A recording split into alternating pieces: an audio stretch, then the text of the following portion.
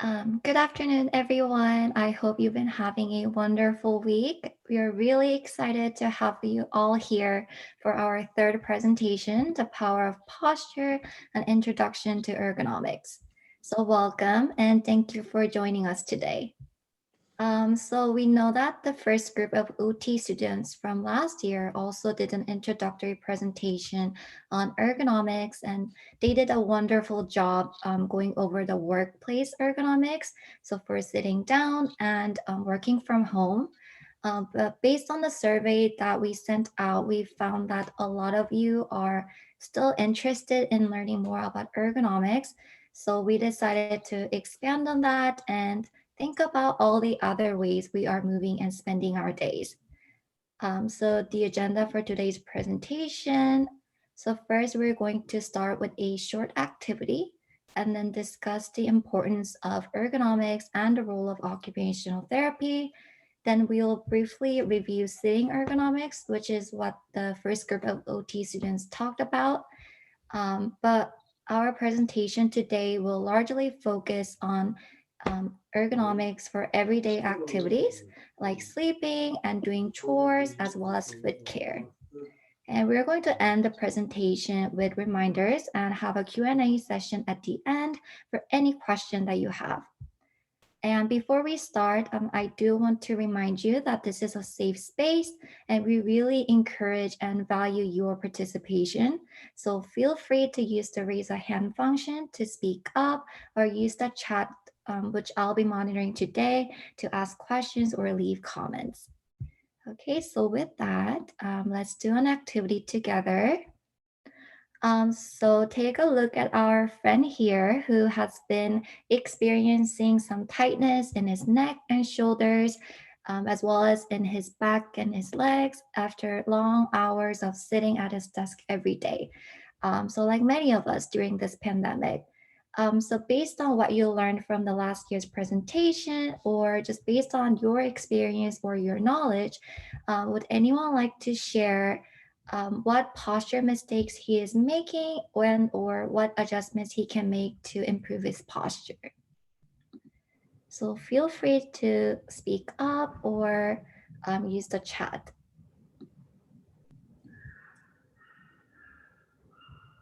Well, I had a similar problem a year ago. Too little support for my lower back in my office work chair. So I needed more lower lumbar support and a chair that I could sit back in and sit upright in while working, which included improving the height of the computer screen as well. So yeah, that's a good point. Looking across at it rather than down at it. Yeah, also his neck is twisted, bent neck. Looks painful. Yeah, he's definitely like hunched forward. Yeah, that's a good point. Yeah, so we definitely want him to adjust his monitor height. Maybe it's too far and also too low for him, and maybe his back. We want to make some adjustments to his chair because his back is obviously not touching the back of the chair, and his feet are also not touching the floor. So I see in the chat, sit up straight, keyboard not at correct height. Yes, so I think the keyboard component is something that we overlook sometimes. So when we look at his keyboard, it's at a positive keyboard angle, which means that the keyboard that is higher at the far end, but we don't want that. We want it to be in a negative angle so that our wrists are in a neutral position. Need feet on floor, sitting too far away from the desk, and yes, 90-degree angles. How do you prevent your rear end from hurting from sitting so long? That's a good question, Jeanette. I think we're going to get to that, but we do want to have some rest breaks in between so that our posture is not harming our body. Okay, great points. So great work, everyone. I'll make sure to pass along these awesome recommendations to our friends. For those of you who are a bit unsure about some of these things that we just talked about, don't worry. As I said earlier, we will spend some time to review it briefly during this presentation. And if you have more questions, you can ask us during our Q&A or check out the presentation from last year, which is still on the Emeriti website. Okay, so now let's talk about what is ergonomics and the occupational therapy's role in ergonomics. So ergonomics is defined as a scientific study of people at work. And it says work, and when we think of ergonomics, we do think about our workspaces, but it's so much more than that. Ergonomics applies to the design of anything that involves our interaction with the environment. So the goal is to reduce stress, injuries, and disorders associated with the overuse of muscles, bad posture, and repeated tasks. And the occupational therapist's role is to use a holistic approach to optimize function of an individual by modifying the way the individual performs their task, or even by modifying the task if we can, and by changing things in the environment in which the individual must interact. So some of the problems that are related to poor posture are musculoskeletal disorders, which include muscle strain, tendonitis, carpal tunnel syndrome, back pain, eye strain, and headaches. Poor posture can also cause heartburn, poor digestion, incontinence, constipation, and poor sleep if you have a poor sleep posture. However, a good news is that all of these are preventable when we improve our posture and um, like I said earlier, when we also add some rest breaks in between. And we're definitely going to talk about how we should move our body and how we can improve our posture shortly. But before getting into all of that, I do want to spend a little bit more time talking about why it's important to have a good posture. So having a good posture causes less stress on joints and bone, strengthens crucial core muscles, reduces certain kinds of pain, and it can also boost mood and energy. So it impacts both our physical and our mental health. So that is the power of posture and why it matters. And now I'll pass it on to Catherine to give us a brief recap on sitting ergonomics. Thanks, Rachel. So as Rachel had mentioned, the first group of OT students last semester focused on sitting, and they also went through different stretches. Today, we're going to build onto that information by providing some simple ergonomic equipment suggestions. But just as a small recap, when you are sitting, your neck and head should be in a neutral position. So like Dr. Walker previously mentioned in the beginning of our presentation, this means your eyes are staring straight forward instead of your head tilting downwards while reading or looking upwards at a screen. In order for your shoulders to have equal weight distributed, it should be in line with your ears. So your shoulders are on the side of you. When you are sitting at your desk, it is also recommended that your arms be parallel with your body. So when it comes to keeping your head in a neutral position, one suggestion is to make things on your computer screen larger so that you don't have to lean forward and put stress on your neck. Something that can also be useful is a laptop stand. So you can put your laptop or book on the stand and then adjust the height accordingly to keep the material directly in front of you. To help your arms be parallel by your side as you're sitting, there are also elbow pads that you can put on your chair, and it can be comfortable for your arm to rest on. All of these materials are around $10 to $25 on Amazon, or you could find them in stores such as Walmart or Target.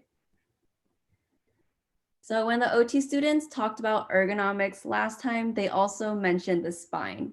As you can see in the picture where the red arrow is pointing at, we all have a curve in the middle of the spine that kind of makes the shape of an S. Sometimes because of that curve in the middle, it can be easier for us to slouch, which then puts more strain on our lower back. This can be the cause of low back pain or pain in muscles and joints. So one thing that can help our sitting posture is to put a pillow in the little curve in our back so that it can help our back maintain upright when we are sitting. Also, it's important to note, make sure not to put too much padding to the point where your back is arched too much.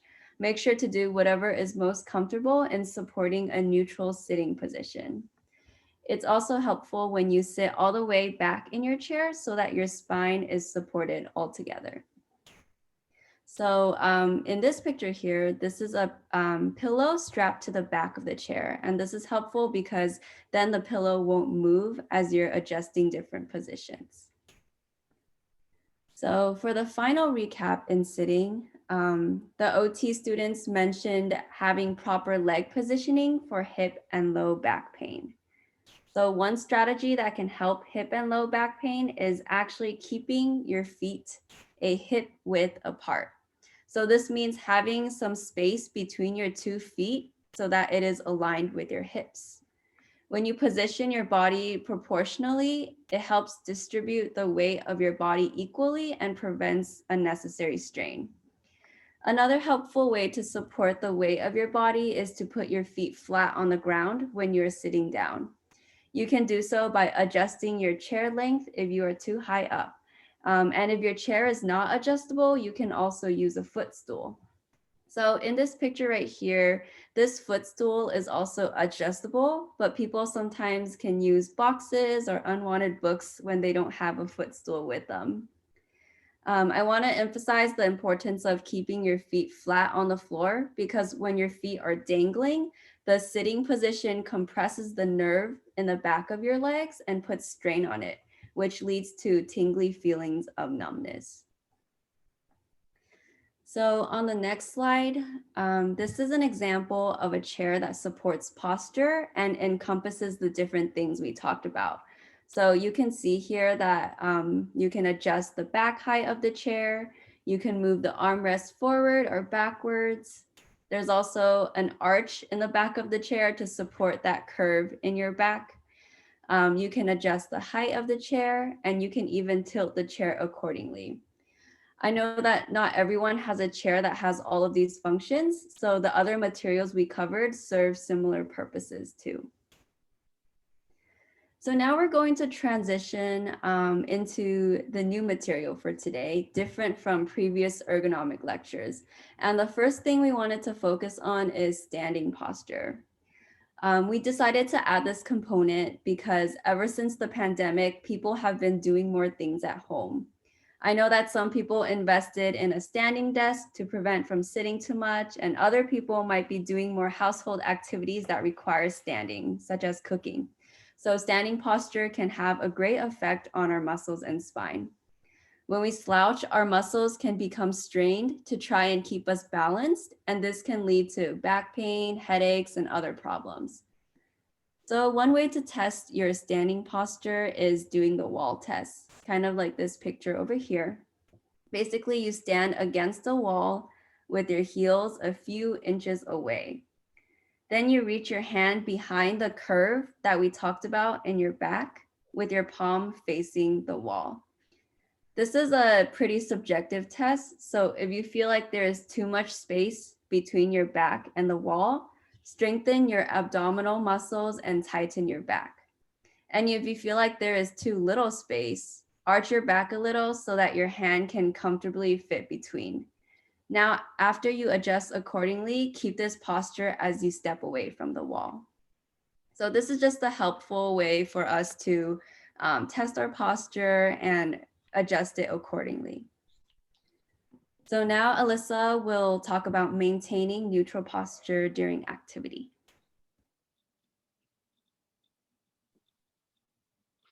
Thank you, Catherine. All right.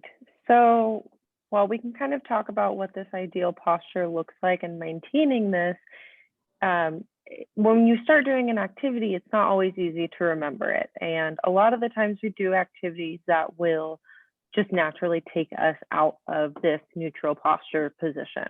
But today we really wanted to provide some strategies that can kind of help us just be a little bit more mindful in our day-to-day activities to promote this proper body ergonomics and this neutral alignment. And with that, the idea of just trying to take a little bit less stress on our bodies. So starting with the head and the neck, we oftentimes do things that require us either to look really far down or to look really far up. And that can be really anything from doing dishes for a long time to, doing our laundry or dusting or other things that we really enjoy, like if we're reading a book or if we're cooking or, things like even being on our phone for a long time. As this photo shows, the further down that we look or the further up that we look for really long periods of time, the more pressure it ends up putting on our head and our neck. And while these activities are really important to us and we want to continue to be able to do them, maintaining proper body alignment and proper body positioning as much as we can doing these activities can be really beneficial. So starting with the head and the neck, our first two tips that we have are to keep your head up and accommodate for the height. So we can kind of modify the task that we're doing by either, if there's a shelf that's really high up that we're trying to clean, maybe using a step stool, or if there's a shelf that's really low, bending down so that you have easier access to that area and you're preventing your head from being in these tilted positions for really long periods of time. While this is really ideal, we also know that that's not realistic for every activity that we do. When you are doing the dishes, we can't change the height of the countertops that we're working with. But what we can do is we can take breaks, short breaks from the task to minimize the stress that we have on our head and our neck by looking up from time to time. Our final tip for head and neck alignment is to make sure that you're facing the area that you're working on. So if you are vacuuming, turn your entire body to face wherever you are vacuuming, as opposed to just turning your head to look where you're going.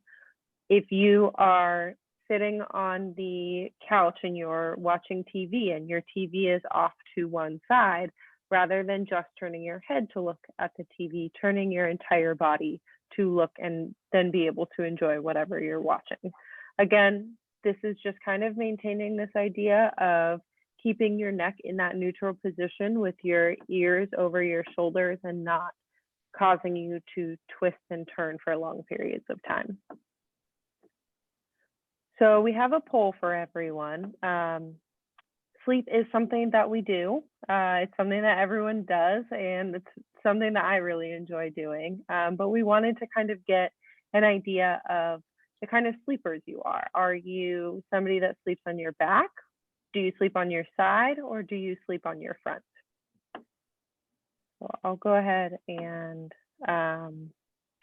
about 1 to 2 minutes to answer this question.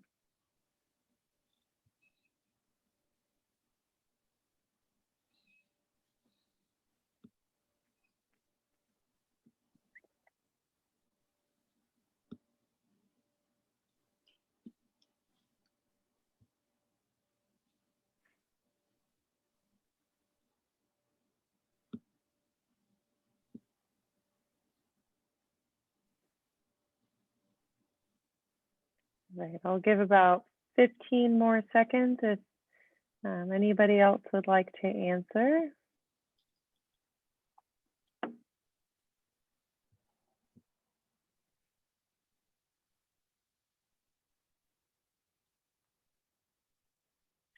Alrighty. So it looks like I'm going to end this poll and I can share the results. It looks like there's kind of a mix of everyone and what their preference is for sleeping. It looks like most people, or 46% of people, tend to sleep on their sides as opposed to on their back or on their front. So while sleep is something that everyone does. We all sleep a little bit different, and it's just really important to kind of keep in mind providing support for your body, specifically your head, your neck, and your back, and with your spine to maintain and prevent any additional pain that you might be experiencing.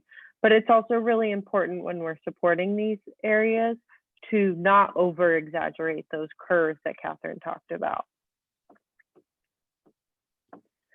So starting with sleeping on your back, we can promote positive body alignment by keeping a pillow under our head. This is just high enough to support your head to keep your chin in that neutral position. So you're not having your pillow be so high up where your chin is being tucked down against your chest, and it's not so thin where your head is ending up being tilted back up, too far.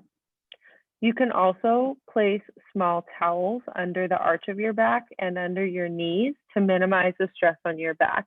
Again, you are just providing kind of small towels and a small amount of support to keep your body in those neutral and natural curves that you have, as opposed to taking them out of alignment and overarching them or putting them in a different position.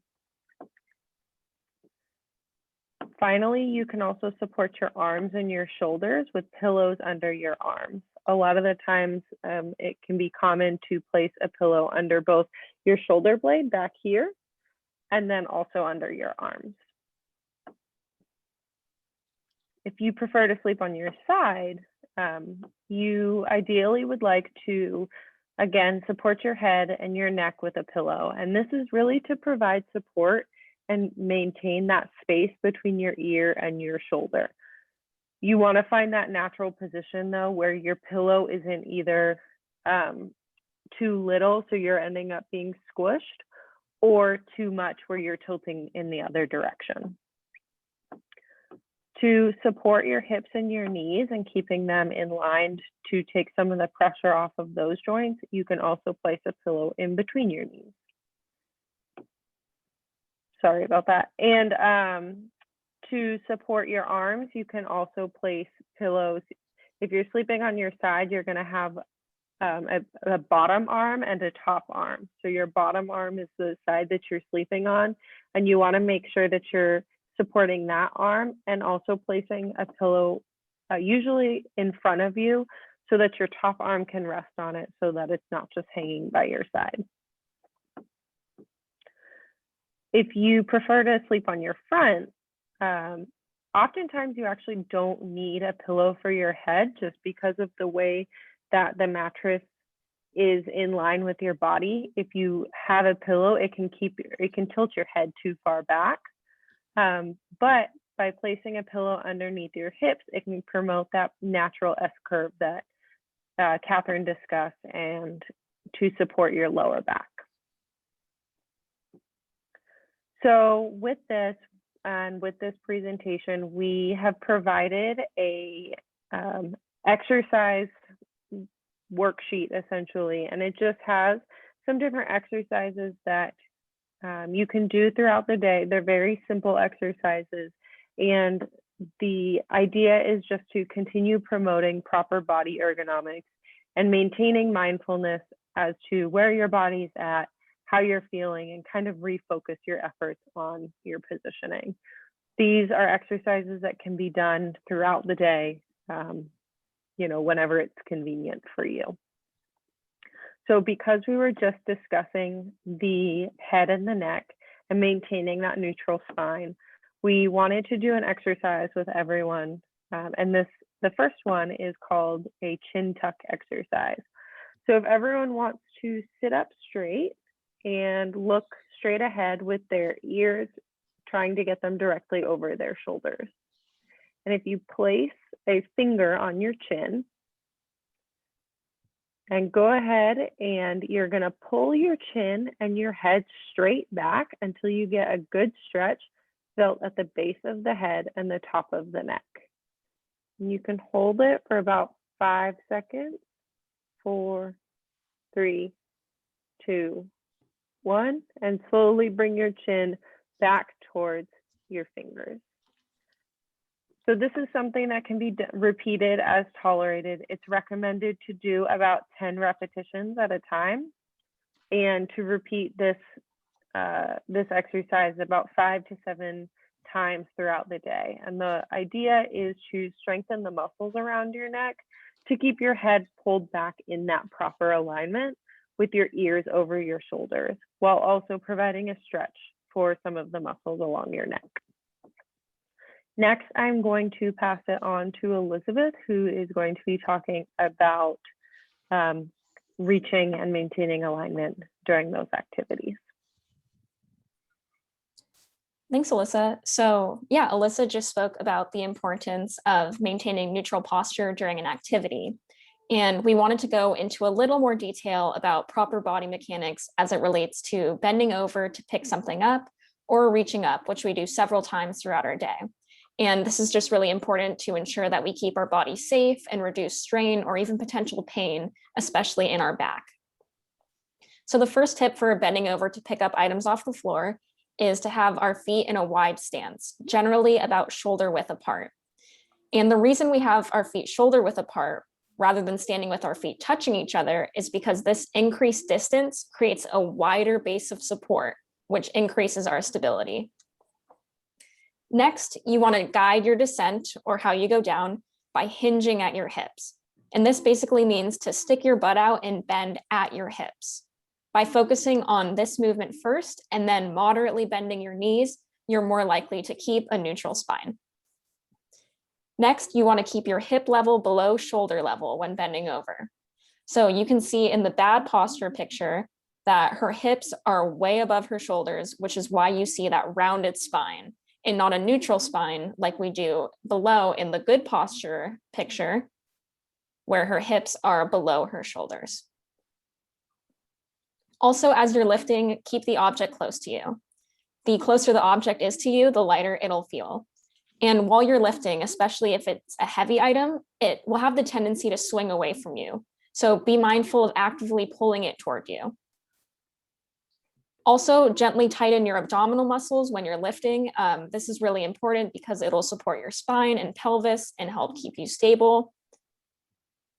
And lastly, don't twist your spine to move. If you need to move directions, move with your feet to turn your body. And before I move on, I see a question in the chat. Is there a modified way to lift if you have bad knees?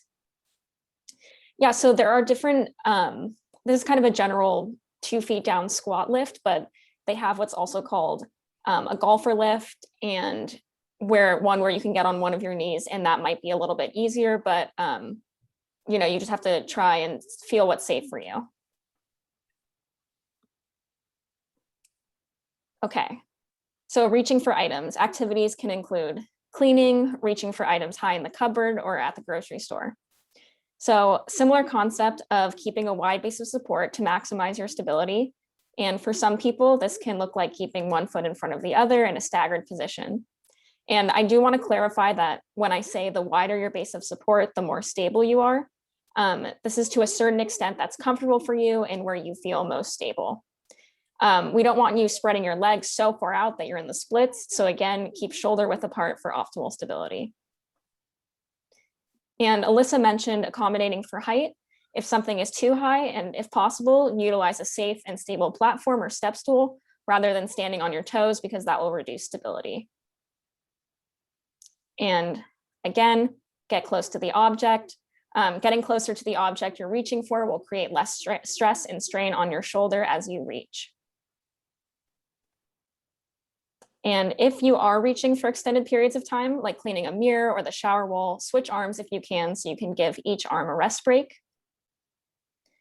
And lastly, if you are feeling really limited in your mobility, or this also goes back to Jeanette's question of if you have bad knees, you can utilize adaptive equipment to help you. So there's a piece of equipment called a long-handled reacher that can assist you in grabbing items out of reach, which is pictured on this slide. And again, this can also be used to reach for items instead of bending over, for example, if you have bad knees, or even assist you in dressing. Okay, I think I'm seeing a few questions in the chat. I like to push heavy things with my feet until I get them where I want. What do you all think? Yeah, I would, let's see. It's probably not the best to push heavy things with your feet. I think kind of the best thing to do is definitely to ask for help. And also, you know, we have our one-on-one consultation sessions where we can go in more detail about strategies for you of when something is really heavy, how you can lift it and get it to where you want it to go. And thank you, Rachel, for putting the image of the golfer lift. Okay, so some more exercises. So here are some upper body stretches that you can incorporate throughout your day, or especially before activities that require reaching. So remember that these stretches aren't supposed to be painful, so do what you can. We generally recommend 20 to 30-second holds, but for the purposes of this, I'll give you a countdown from 5 for 5 seconds. All right, so the first one, sit up nice and tall in your chair and reach your arms above your head. So when you're doing so, interlace your fingers like this and turn your palms up and push up and back. So we'll hold for 5, 4, 3, 2, 1, and gently bring your arms down, slowly release. Okay, for the next one, we'll bring our arms out in front of you. Again, fingers interlaced, and turn your palms outwards and press forward. So we'll hold for 5, 4, 3, 2, 1. Gently bring your arms down. And last one, you can turn to the side of your chair and bring your arms back, reach behind you. Again, fingers interlaced with your palms facing inwards, and press back. 5, 4, 3, 2, 1, and slowly release. Okay, I hope that felt good, and these will be in our exercise handout as well. So now Alyssa is going to talk to us about ergonomics as it relates to our feet.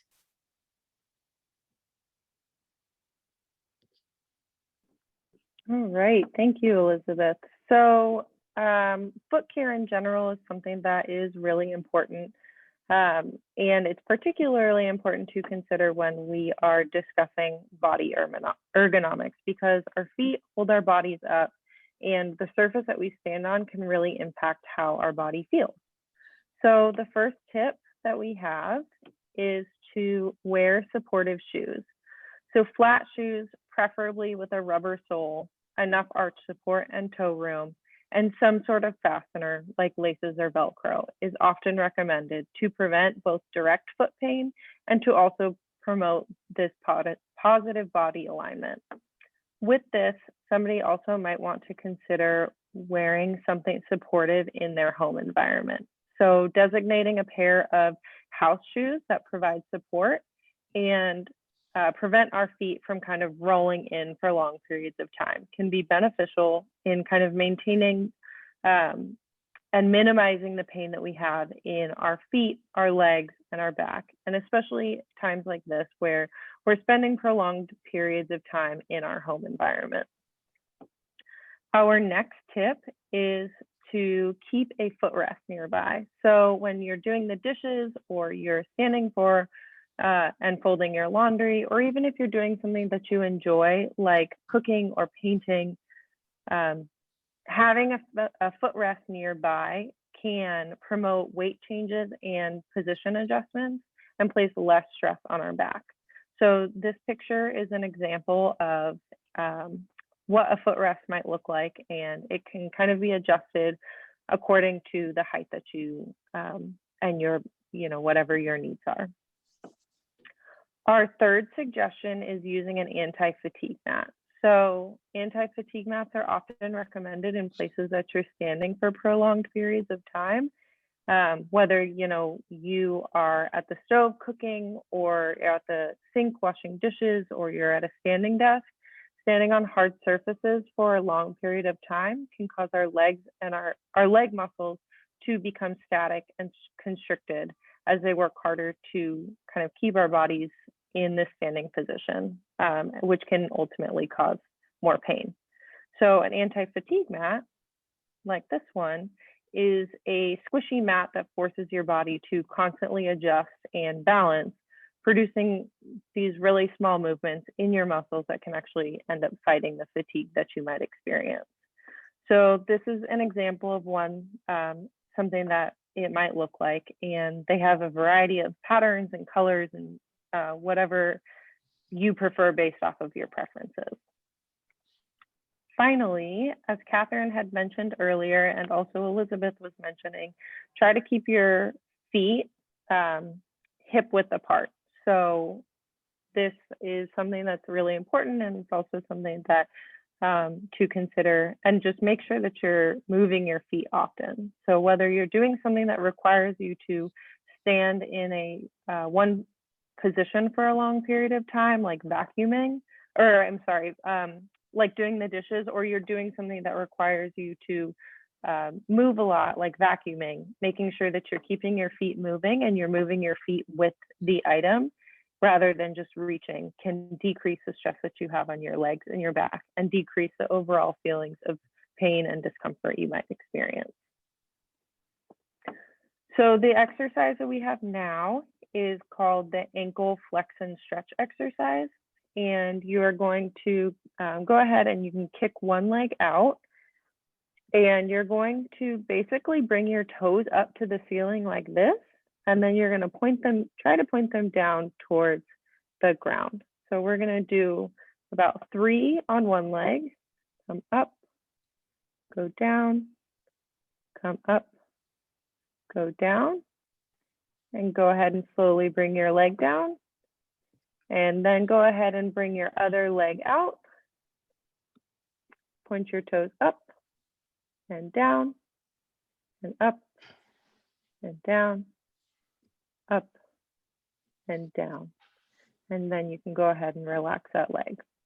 Next, I'm going to pass it on to Catherine. So to summarize everything, we know that we covered a lot of things today, but in reality, no posture is comfortable for long periods of time. Kind of like what Jeanette mentioned in the chat during the beginning of our presentation, we can think about maintaining 90-degree angles, but even if we are in that neutral position the whole time, it can still be uncomfortable when we are in that same position for too long of a period. So the key is to incorporate movement throughout periods of time and adjust our position accordingly. You can stand up for a quick stretch or also add different types of support to help you become more comfortable. So for example, if sitting for long periods of time hurt, you can add a soft cushion on your chair to make it feel better. Another thing to note is that there are a lot of ways that people can sit. Some positions work well for certain people, whereas other people might not like them as much. What is most important to take away from this presentation is to focus on the neutral position and keeping your body aligned so that there isn't unnecessary weight or strain on different parts of your body. So now for our final stretch, this is something for our final stretch, this is something you can do at home to improve your posture in general. This stretch targets your core, so this is your abdominal area, and it's important to build strength in your core because that's what helps you maintain an upright posture when you're going about your day. So for the first step of the stretch, sit on a chair with your feet hip width apart. So this means leaving some space in between your feet and hands at your side. Then as you lift up your left knee, also lift up your right hand towards the ceiling. So I'm going to count from 5, 4, 3, 2, 1. Very good. So return to the starting position and now switch sides. So you can lift up your left hand and right knee at the same time. So 5, 4, 3, 2, 1. Good. So when we were researching about this stretch, there was a Harvard Health article, and they recommended that you do this stretch around 10 times a day on each side to help you build that strength for your general posture. So this concludes our overall presentation. and I will be handing it off to Elizabeth to go over reminders and also any questions you guys have. Thanks. So as a reminder, it is not too late. We are still offering our one-on-one consultation sessions with an OT student. And if you want to further discuss the topics that we've already discussed during our group presentations or any other wellness related topics, this is a great opportunity to do so. We individually tailor them to meet your specific needs, and Rachel will drop the link to sign up in the chat. And also, if you did sign up for a one-on-one and you haven't heard back from us yet, please check your email or definitely feel free to reach out again. And then our next presentation, so we have next Friday on March 19th, we will be presenting on sleep, and that again will be from 2 to 3 p.m. And then on April 2nd, we will be presenting on cognition. Okay. So now we'll move into the Q&A, and I just want to address a few questions in the chat before we take some new ones. So we wrote these in the chat, but I just want to re-emphasize that if an item really is too heavy, one of the best things that you can do is to ask for help, or also using a dolly in order to push something could be, or like a roll, like a cart, anything to roll the thing could be good for you. And additionally, when Jeanette asked about if your knee hurts, you can use what I called the golfer's lift, and Rachel dropped a picture of what a golfer's lift looks like in the chat. All right. So what are the questions that we have in the chat here? Oh, Rachel addressed it about feeling the tightness from a cramp. And I saw that Mrs. Walker has her hand up. Where do you get a high quality reacher? So we have a resources handout, and in the resources handout, we have links to different websites that have, the different ergonomic equipment. So yeah, it's typically called a long handled reacher, and in those websites, you can find them, or even on our best friend Amazon, they definitely have those as well too. And are you going to, or would you send out the pictures on the PowerPoint for us to remember the exercises?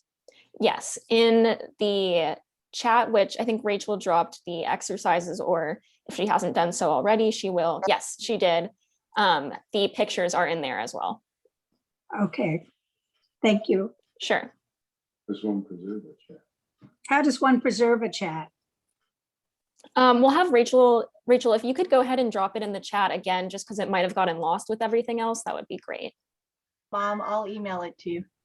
Okay, thank you. My problem is if this is my daughter. And Helen has also kindly reminded us that resources and the presentation will also be on the Emeriti Center website. But yes, Rachel just dropped it again. Thank you. I have lots of questions in our next session. Okay. One-on-one. Anything you can ask, you want to ask right now? No, I want you to, so I want to look at the handouts again, but I did want to review all the things you talked about and make sure that I'm doing them correctly. Okay. We can definitely do that. Okay. Yes. And for everyone, as a reminder, the recording will be posted so that you can review, what we just went through today. Oh, I have another question. Sure. I like going barefoot in the house. Is that all right? In the sense that I don't seem to need any, I'm more comfortable going barefoot than wearing shoes in the house. I will defer to Alyssa for the feet. Thank you, Elizabeth. So a lot of the times when we are barefoot, our feet do something and they kind of roll in like this, and it's called pronating. And, some people are comfortable wearing shoes in the house, others are not comfortable, kind of based off your preference. But having a pair of designated house shoes, that are comfortable in the house can be helpful with maintaining your ankles and your feet in that kind of neutral position when you're walking around. It can also be helpful for, if you are walking on hardwood floors or something like a slippery surface, having that rubber soled shoe can be helpful in preventing, slips and falls. But again, it's really based off of your preference and what you're comfortable with. And we understand we understand that wearing shoes in the house is not something that everyone enjoys doing. Thank you.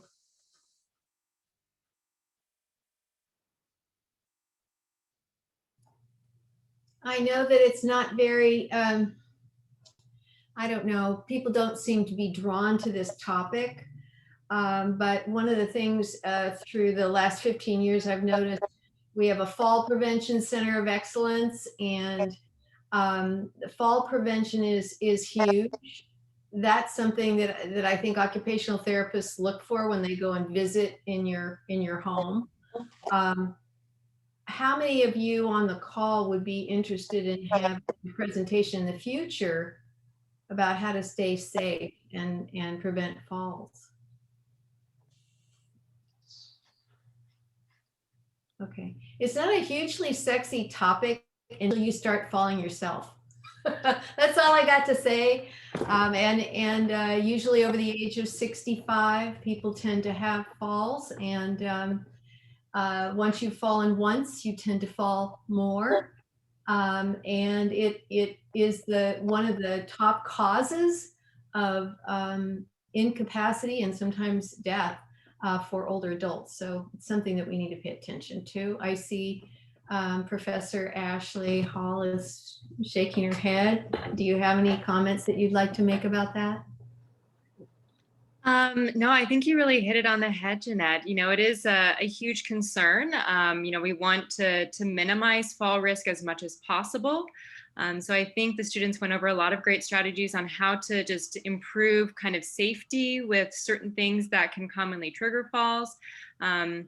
Like you mentioned, looking at modifications in your home, right?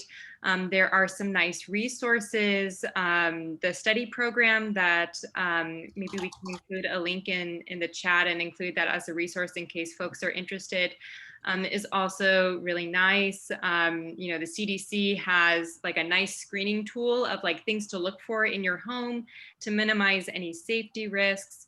And I think, at the end of the day, if you have kind of serious concerns, absolutely reach out, to your doctor, see about getting some physical therapy, some occupational therapy to make sure that you're really sick, that you're really healthy, that you don't get sick, right? And that we're able to, I think for a lot of us, wanting to age in place. So we want you to keep you in your homes if that's what you want for as long as possible, to be safe as possible. So. And if you have concerns about any of those things, don't hesitate to reach out to us. We're happy to help connect you to resources.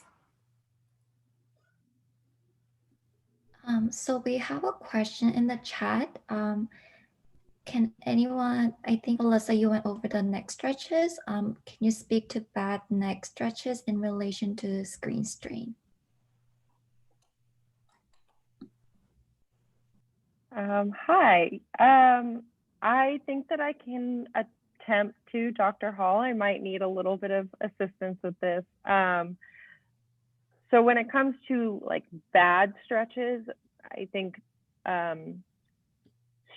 overstretching something to a point that it's uncomfortable or it's causing you pain is really at the point that it's considered bad. You want to make sure that it's, you're just trying to maintain that neutral body alignment without trying to take it either, too far out of alignment in either way possible.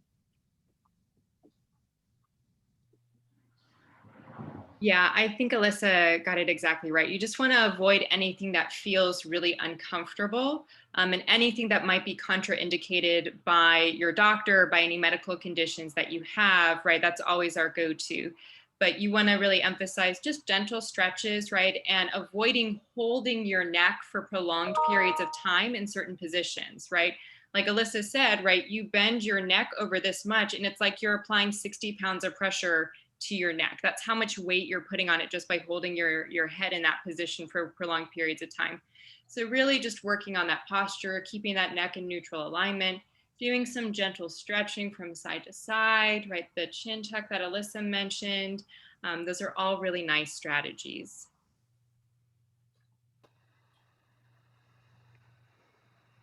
So I see that Ming Zhao is on the call. He could, and he has offered to do a presentation about fall prevention and home modification. Perfect. School of Gerontology. He's got lots of resources.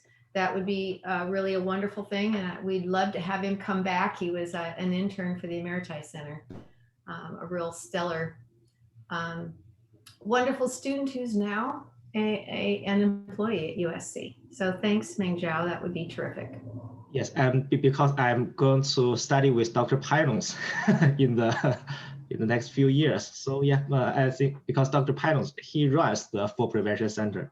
As yeah, so I think maybe as someday I will email you. We can figure out the time that I can do a presentation about fall prevention and fall modification. Sure, invite him to join us. That would be fun too. Oh, sure. Yeah, I'll try to do that. Yeah. Yeah, you do the presentation. He can watch like Professor Hall does. Yeah. Okay.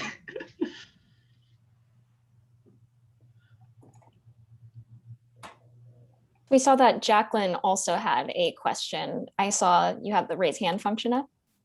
Yeah, I mean, so I do some one-on-one tutoring sometimes with like third grader, fourth grader, fifth grader, sixth grader, and sometimes the first time I meet them, I say, oh, you know what? I hunched over so much, I actually sprained like right here, and I've had little kids tell me too, I did that, and so that's what I wanted to talk about. Like, you know, they don't necessarily have training or something. Like I've been told not to do this, to roll your neck like that and to only stretch in like the 4 lines.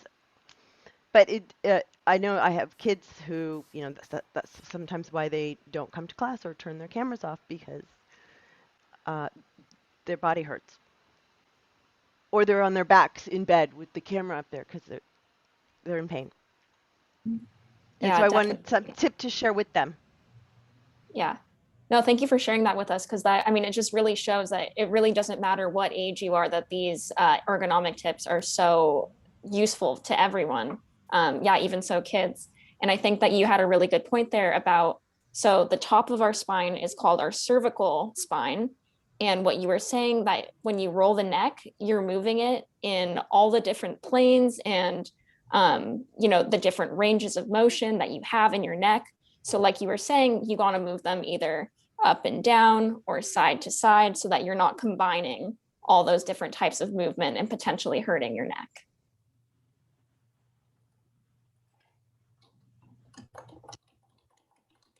I saw that there was a question in the chat regarding good positioning for reading as well. So ideally, again, you want to keep your head and your eyes in line with just maintaining that posture that is promoted with that idea of the wall sit that Catherine had mentioned. So if you're able to either like maybe prop something up, you know, Catherine had discussed using something to prop up your laptop if you're working on a computer, but propping something up or putting something up to prop a book up, or if you're using a Kindle, doing something like that so that you are keeping your eyes and your head straight ahead rather than looking down at something for a long period of time would often be suggested.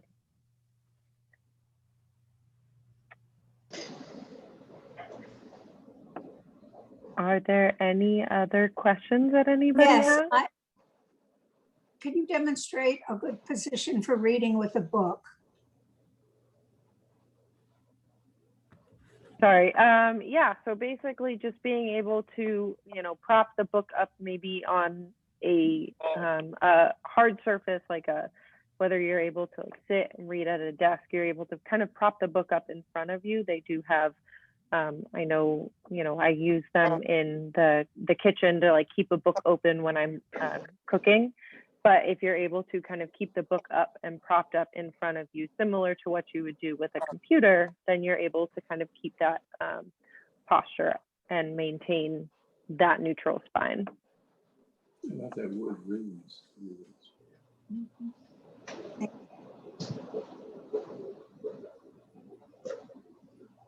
I see one last question about tips for driving, and then we might, we can hang back, but we might want to wrap up for folks who have to jump off. So tips for driving, I don't know, Victoria, if you want to expand on, because driving's we can go real deep Sure. into that. Yeah, I mean, one of the nice things about working from home has been skipping the commute.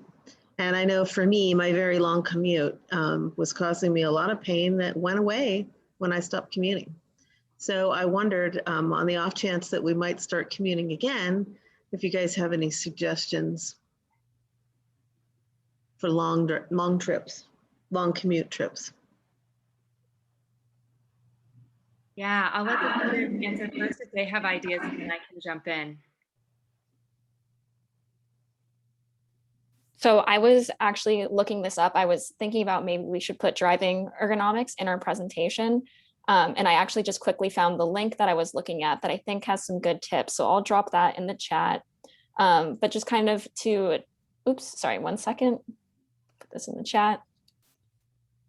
So that it'll go in more detail, but I guess kind of like what we're saying is we've talked about how you can have lumbar support or for your lower back when you're sitting in a chair, and they also have those for your driver's seat as well. So that could be a good investment. And making sure that you're holding the steering wheel at the 9 and 3 o'clock position so that your shoulders are relaxed. Adjusting the headrest so it's in the middle of your head. Yeah, just kind of some things like that. And again, the article will go in a little more detail for you. Thank you.